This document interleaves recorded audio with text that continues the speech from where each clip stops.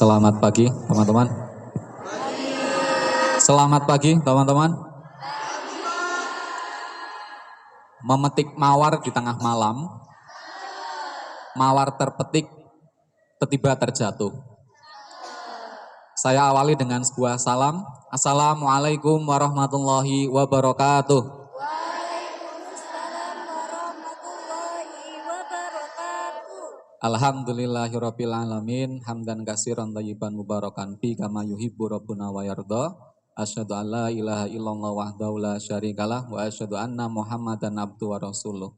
Allahumma sholli ala sayyidina Muhammad wa ala ali sayyidina Muhammad, amma ba'd. Yang terhormat Dekan Fakultas Tarbiyah dan Ilmu Keguruan, dalam hal ini Profesor Dr. Haji Muhammad Sugeng Solehuddin MAG beserta para jajaran wakilnya. Yang terhormat narasumber di dalam kegiatan Gemuruh Bahasa Indonesia yang diselenggarakan oleh Prodi Tadris Bahasa Indonesia, Pak Ribut Ahwandi, yang beliau ini justru lebih terkenal atau lebih beken dengan nama panggung Kang Ribut Gondrong, betul ya? Saya sudah berteman dengan beliau di Facebook sejak lama, meskipun baru kali ini bertatap muka secara langsung. Jadi itu, beliau ini adalah salah satu narasumber yang sangat cendekia dan juga sangat bersahaja. Saya juga mengenal beliau sebagai orang yang selalu bahagia di dalam setiap posenya. Ini luar biasa, Pak Ribut. Kemudian yang saya hormati, Ibu Diah Puspitaning Rum MPD selaku Sekprodi Tadris Bahasa Indonesia, Ibu Bapak dosen di lingkungan Tadris Bahasa Indonesia beserta para tamu undangan. Yang saya hormati pula Ketua HMPS Prodi Tadris Bahasa Indonesia beserta para pengurusnya serta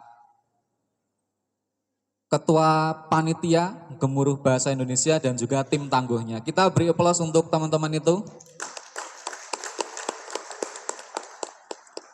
Serta yang tidak lupa teman-teman peserta, baik itu lomba maupun peserta talkshow yang hari ini hadir. Ini teman-teman yang sangat luar biasa karena bisa menyelakan waktunya di sela-sela libur. Mestinya ini bagi Gen Z atau Gen Alpha itu digunakan untuk rebahan atau mager di rumah. Tetapi kalian-kalian semua luar biasa, capek-capek dan juga menyelakan waktu untuk hadir di sini itu sangat luar biasa. Yang pertama mari kita panjatkan puji syukur kehadirat Allah Tuhan Yang Maha Esa, karena hari ini atas limpahan rahmatnya kita bisa dipertemukan di dalam sebuah acara atau sebuah forum yang sungguh mulia ini. Kemudian salawat serta salam mari senantiasa kita haturkan kepada junjungan kita baginda Nabi besar Muhammad SAW yang sudah memberi inspirasi, transformasi, terutama transformasi peradaban di dalam kehidupan dunia ini. Dalam pengantar atau sambutan awal ini, perlu saya sampaikan beberapa hal. Yang pertama, saya mengucapkan terima kasih kepada Kang Ribut yang sudah berkenan hadir dan juga bersedia untuk membersamai teman-teman ini. Nanti saya harap Kang Ribut bisa memberikan perspektif terkait dengan peran bahasa Indonesia di dalam mempertahankan budaya dan melestarikan sastra. Kemudian ini ya, Kang Ribut itu kalau teman-teman belum mengenal, tetapi saya rasa mustahil belum mengenal Kang Ribut. Teman-teman sekarang dimudahkan dengan kehadiran teknologi. Teman-teman selama terhubung dengan jaringan internet, bisa saja teman-teman mencari informasi tentang Kang Ribut. Teman-teman silakan browsing di Google, tulis saja Kang Ribut Gondrong. Tentu karya-karyanya ini akan banyak mewarnai di setiap hasil temuan teman-teman itu. Saya juga menjadi beberapa penikmat tulisannya, terutama di cerpen Suara Merdeka yang biasanya terbit dari Sabtu atau Minggu. Kemudian beliau juga ini luar biasa, menjadi seorang penyiar dan penyair sekaligus. Ini saya rasa keberhasilan dari teman-teman HMPS mendatangkan Kang Ribut ini perlu kita apresiasi. Jadi jarang ada orang yang multi talent ataupun segala hal bisa, terutama di dalam hal-hal yang sifatnya keterampilan seperti itu. Luar biasa Kang Ribut juga punya program di Radio Kota Batik, program Koja Sastra. Nah, nanti di akhir sambutan ini akan saya tagih Kang Ribut terkait dengan itu. Eh, baik itu. Kemudian yang kedua, saya juga mengucapkan terima kasih kepada seluruh peserta, baik itu peserta lomba maupun peserta talkshow yang hari ini sudah hadir. Saya ucapkan terima kasih banyak-banyak karena sudah berpartisipasi di dalam lomba yang pertama kali diselenggarakan oleh HMPS Prodi kami. Kegiatan GEBI ini dilakukan dalam rangka menyemarakkan dan juga memperingati hari lahir Prodi Tadris Bahasa Indonesia yang pertama. Kita beri aplaus untuk Prodi Tadris Bahasa Indonesia. Jadi apabila ada banyak kekurangan, Kang Ribut, mohon dimaklumi karena ini adalah pertama kali bagi kami, anak Mbarep, dan juga anak usia 1 tahun itu kita bisa mengharapkan apa kalau tidak mengharapkan kelucuannya saja. Jadi itu. Baik, kemudian saya pribadi mengucapkan selamat kepada para pemenang lomba terutama. Semoga karya-karya dari para pemenang lomba ini bisa memberi warna bagi geliat sastra, terutama sastra anak muda yang hari-hari ini sangat dinamis dan juga sangat berkembang pesat. Kemudian berikutnya saya ingin sedikit memberi catatan kaki terkait dengan pemberian istilah talkshow ini ya. Teman-teman ada di Prodi Tadris Bahasa Indonesia dan juga per tanggal 20 November 2023 UNESCO menetapkan bahwa bahasa Indonesia menjadi salah satu dari 10 bahasa internasional yang bisa digunakan di dalam rapat UNESCO. Nah, mengapa teman-teman tidak memikirkan padanan kata talkshow yang ada di dalam bahasa Indonesia?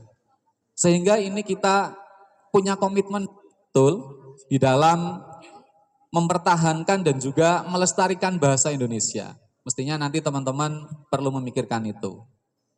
Tetapi apapun itu, saya tetap memberi apresiasi kepada teman-teman HMPS yang hari ini sudah sukses menyelenggarakan lomba dan juga talkshow Gemuruh Bahasa Indonesia yang pertama. Jadi semoga agenda ke depan, terutama agenda Gemuruh Bahasa Indonesia ini bisa menjadi agenda rutin yang nantinya teman-teman bisa menangkap setiap fenomena ataupun hal-hal yang berkaitan dengan kebahasaan dan kesastraan yang perkembangannya hari-hari ini sangat dinamis.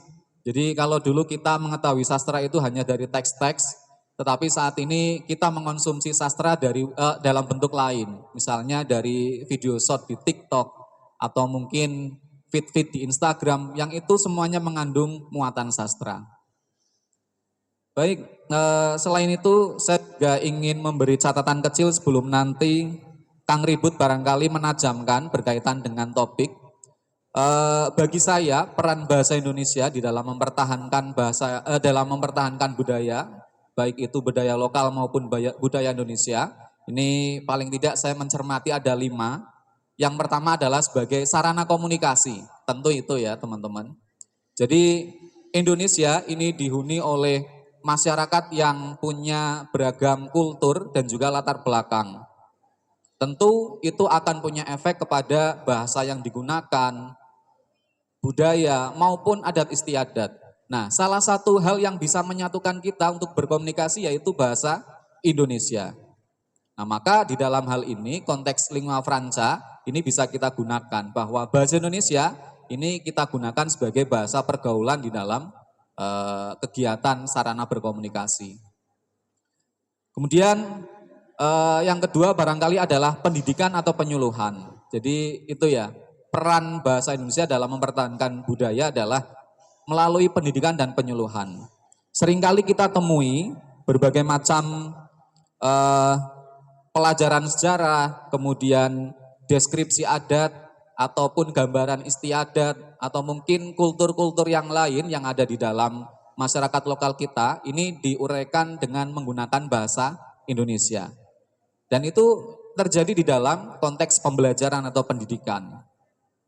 Kemudian yang ketiga, peran bahasa Indonesia di dalam mempertahankan budaya adalah untuk mendokumentasikan budaya itu sendiri. Jadi kita menemui ya sastra, kemudian mungkin seni, terutama seni lokal, lagu dan lain sebagainya, yang itu menggunakan bahasa Indonesia. Jadi semua yang ada di dalam kehidupan kita, terutama orang-orang Indonesia, ini didokumentasikan melalui bahasa Indonesia. Nah, dengan hal itu, maka kita bisa merasakan kekayaan bahasa Indonesia atas pemertahanan budaya lokal maupun budaya nasional. Kemudian yang keempat, media dan teknologi. Ini tidak bisa kita hindari. Ya, arus transformasi terkait dengan media dan teknologi ini tidak bisa kita hindari. Maka bahasa Indonesia ini tetap digunakan di dalam penulisan buku, media massa. Ini Kang Ribut juga punya media massa, kotomono.co. Saya pernah mengirim salah satu tulisan, ketika itu masih bernama Cinta Pekalongan, kalau tidak salah. Kemudian saat ini sudah beralih nama menjadi Kotomono, dan sampai saat ini saya belum punya waktu untuk submit ke situ. Suatu saat lah nanti teman-teman juga akan saya minta untuk submit ke situ. Kemudian yang terakhir adalah sebagai identitas nasional. Tentu peran bahasa Indonesia di dalam mempertahankan budaya adalah untuk membentuk identitas nasional. Kita punya bahasa kebanggaan dan bahasa kebesaran, maka di dalam poin yang ketiga pada Sumpah Pemuda kita dibesarkan hatinya dengan poin bahasa Indonesia menjadi bahasa persatuan. Gitu. Nah, dengan demikian peran bahasa Indonesia di dalam mempertahankan budaya ini tidak hanya dilakukan untuk menjaga saja, tetapi juga untuk menyebarkan terutama nilai-nilai budaya, baik itu budaya lokal maupun budaya nasional. Kemudian dari aspek sastra, saya mencermati ada 3 hal. Yang pertama adalah sebagai sarana komunikasi, jadi karya sastra ini disebarluaskan dan diakses oleh masyarakat luas dengan berbagai macam cara. Saat ini teman-teman bisa mengakses berbagai macam platform digital yang itu adalah basisnya basis tulisan, misalnya banyak ya perusahaan startup yang berbasis seperti itu, termasuk salah satu media yang dibesut oleh Kang Ribut. Kemudian yang kedua adalah bahasa Indonesia ini tetap digunakan di dalam pendidikan sastra, meskipun porsinya tidak sebanyak pembelajaran bahasa. Tetapi tidak perlu berkecil hati bagi teman-teman yang punya minat sastra yang lebih, karena yaitu pilihan jalan teman-teman adalah memilih sastra, maka silakan geluti sastra dan juga gauli sastra dengan baik. Kemudian yang terakhir tentu bahasa Indonesia di dalam melestarikan sastra, ini kaitannya dengan medium, baik itu medium untuk berekspresi maupun medium untuk menyebarluaskan gagasan, karya maupun ide-ide yang ditulis oleh para sastrawan, penyair dan juga penulis yang lain, sehingga para mahasiswa, para masyarakat umum ini bisa menikmati dan juga mengapresiasi karya sastra. Saya pikir demikian sekelumit terkait dengan pengantar atau pemantik dari saya. Barangkali nanti akan dipertajam oleh Kang Ribut terkait dengan perspektif beliau, tentu akan punya perspektif yang berbeda, karena Kang Ribut ini punya ilmu pengetahuan budaya yang mumpuni ketimbang kami yang hanya seorang dosen biasa. Jadi kami sangat berharap itu Kang Ribut. Kemudian dengan membaca basmalah dan ketukan pelantang ini, maka kegiatan Talkshow Gemuruh Bahasa Indonesia yang diselenggarakan oleh HMPS Tadris Bahasa Indonesia ini resmi saya buka. Bismillahirrahmanirrahim.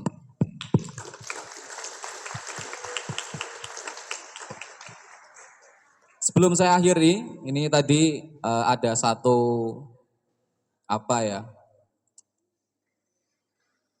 mungkin kenang-kenangan bagi Kang Ribut.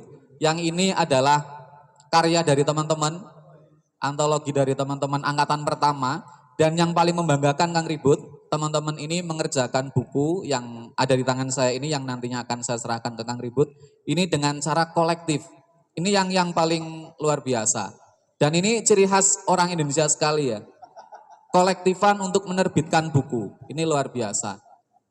Jadi kita beri aplaus untuk teman-teman angkatan pertama. Nah, harapannya setelah buku ini ada di tangan Kang Ribut, kami harap nanti teman-teman HMPS ini bisa diberi ruang di RKB untuk membedah ataupun untuk menceritakan terkait dengan proses kreatif yang dilakukan oleh teman-teman meskipun hanya perwakilan Kang Ribut. Jadi itu ya, teman-teman nanti bisa menyimak pada setiap malam Jumat pukul berapa Kang Ribut? 7 sampai 21 ya, 19 sampai 21. Saya juga pernah mengirim puisi ke Kang Ribut, barangkali Kang Ribut enggak ngeh ya. Ya, jadi begitu teman-teman. Ini saya serahkan ke Kang Ribut, monggo Kang Ribut bisa ke depan.